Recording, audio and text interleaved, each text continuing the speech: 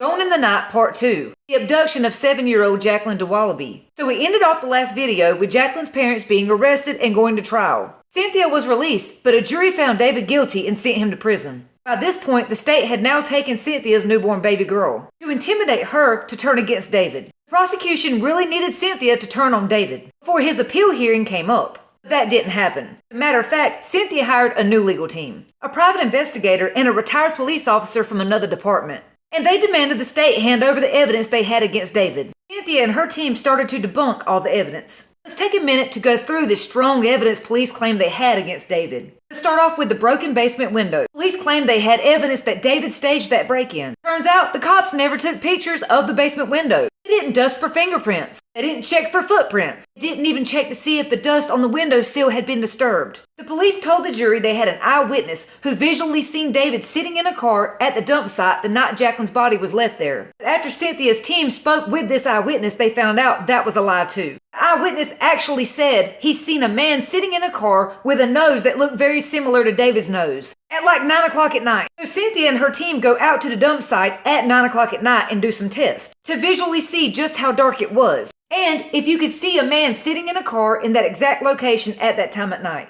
It was so dark, they couldn't see anything in the car. Hell, they couldn't see a man standing outside the car. Number 3, the state had taken nude pictures of their 4-year-old son and told the jury that he had wounds, bruises, and scrapes all over his body because his parents were physically abusing him and essaying him. Cynthia got those pictures, and in those pictures, her 4-year-old son did not have a scratch on him. The police flat out lied to the media. So back in the beginning, when Jaclyn first went missing, her parents had called a psychic. This psychic was known for helping police solve missing person cases. This psychic came to Cynthia and David's house to do a reading. He told them that Jaclyn was dead and they would find her body in a field. So later on, when the police were interrogating David, they told him they had found Jaclyn's body. And David asked them, "Did you find her in a field?" Police accused him of killing her because how else would he know that detail? David told the police, "Your psychic told me." The police told the media there was no psychic. David made that up. But that psychic testified on David's behalf during the trial. He was the one who told David they would find Jaclyn in a field.